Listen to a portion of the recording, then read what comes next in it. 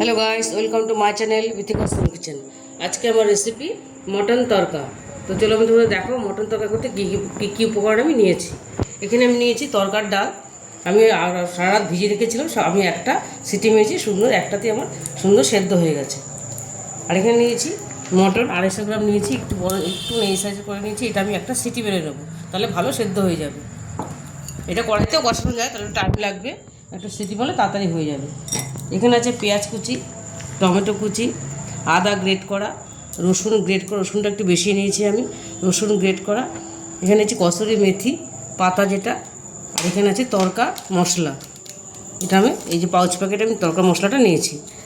আর এখানে আছে ধনে গুঁড়ো, জিরের গুঁড়ো, গরম মশলার গুঁড়ো, হলুদ গুঁড়ো, লঙ্কার গুঁড়ো, Kashmiri red chilli powder, butter, নুন, সর্ষের তেল। আর ফোড়নের জন্য আমি নিয়েছি একটা তেজপাতা, দুটো শুকনো লঙ্কা, গোটা গরম মশলা, গোটা জিরে। তো চলো সবার প্রথমে আমি রেসিপিটা শুরু করব। গ্যাসে একটা আমি কড়াই বসিয়ে দিয়েছি, কড়াইটা আমার গরম হয়ে গেছে। এবার আমি এর মধ্যে সর্ষের তেল দিয়ে দেবো। এরপর মতন তেল দিয়ে দিলাম।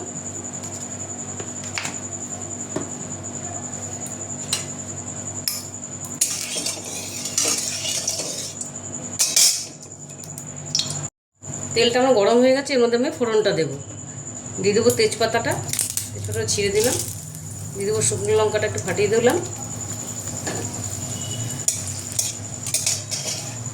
দেবো গোটা গরম মশলাটা,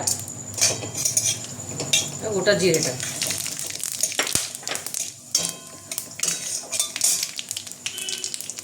পেঁয়াজটা আমি এবার দেবো। ফোড়নটা ভাজা হয়ে গেছে।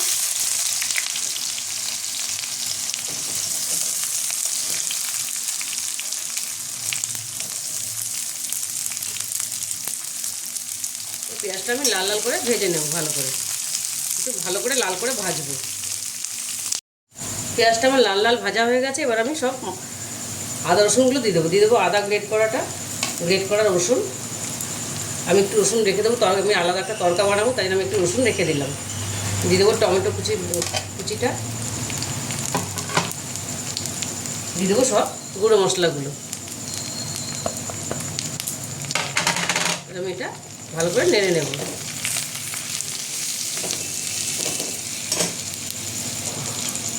দিয়ে দেবো সামান্য একটু জল।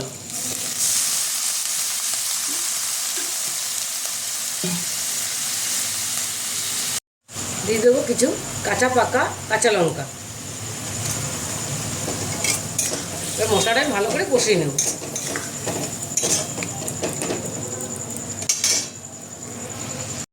মশলাটা কষা হতে হতে আমি প্রেশার কুকারে 3টে সিটি মেরিয়ে নিয়েছি মটনটা। মশলাটা দেখো আমার সুন্দর কষা হয়ে গেছে, তেল ছেড়ে দিয়েছি। এবার আমি লবণ দিয়ে দেবো। আমি মটনে একটু লবণ দিয়েছিলাম, আমার তরকার ডালেও লবণ দেওয়া আছে, এর আমি পরে অল্প করে লবণ দিলাম, লাগলে পরে আবার দেবো। এবার আমি দিয়ে দেবো সামান্য চিনি, মিষ্টি টেস্টের ব্যালেন্সের জন্য একটু মিষ্টি দিয়ে দিলাম। আমরা ডিম তরকা তো সবাই বাড়িতে বানাই, মটন তরকাটা তোমরা একবার বানিয়ে দেখো, ভীষণই ভালো লাগে খেতে। এবার দিয়ে দেবো তরকা মশলা, আমি অল্প করে এখন দেবো আমি কষাতে, আর বাদ বাকিটা আমি পরে দেবো।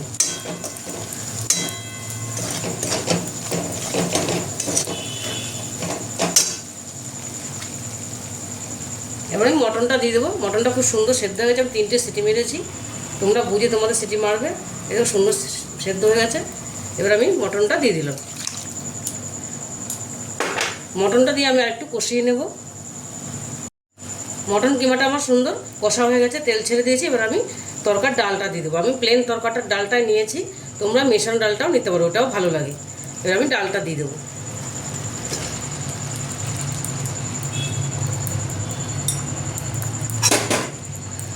ভালো করে এটা মেশাবো আমি।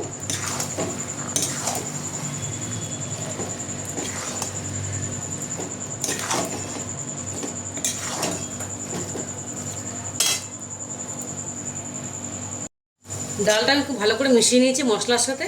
এবার আমি মটনটা যে সেদ্ধ করেছিলাম কিমাটা, সেই জলটা আমি দিয়ে দিলাম, সেদ্ধ করে মটনের জলটা আমি দিয়ে দিলাম। খুব বেশি আমি জল দেবো না, একটু মাখামাখি হবে এটা। আর একটু জল দেব।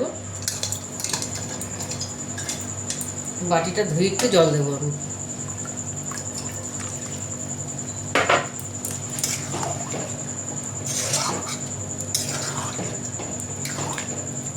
এটাকে আমি ফুটিয়ে নেবো ভালো করে।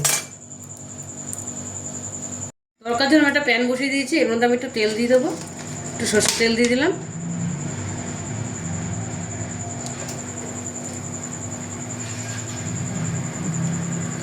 এবার দিয়ে দেবো আমি অল্প বাটার এর মধ্যে।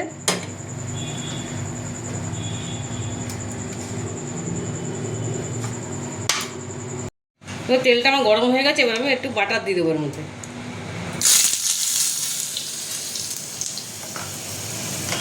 এবার দিয়ে দেবো রসুন কুচিটা, গ্যাসটা বন্ধ করে দেবো, নাহলে পুড়ে যাবে। এবার দিয়ে দেবো কসুরি মেথিটা,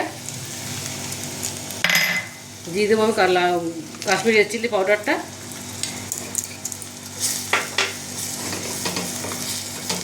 এটা ভাজা ভাজা হয়ে গেছে, সুন্দর একটা গন্ধ বেরিয়েছে। এবার আমি এই তরকাটার মধ্যে আমি ঢেলে দেবো।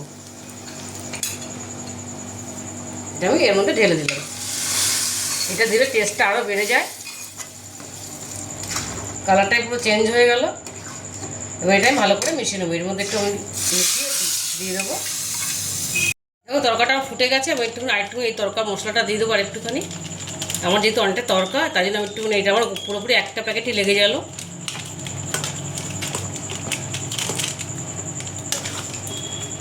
এবার আমি একটু বাটার দিয়ে দেবো।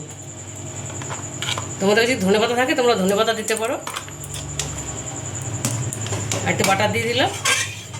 এটা আমার পুরোপুরি রেডি হয়ে গেছে তরকাটা, মটন তরকাটা পুরোপুরি রেডি। এবার আমি এটা গ্যাসটা বন্ধ করে দেবো। দেখো মটন কিংবা তরকাটা আমার রেডি হয়ে গেছে, আমি প্লেটিং করে নিয়েছি। তোমরা অবশ্যই এভাবে একবার বানিয়ে দেখো, ভীষণই ভালো হয় খেতে। আর রেসিপিটা তোমাদের ভালো লেগে থাকে তাহলে আমাকে লাইক, শেয়ার আর সাবস্ক্রাইব করতে ভুলবে না। টাটা।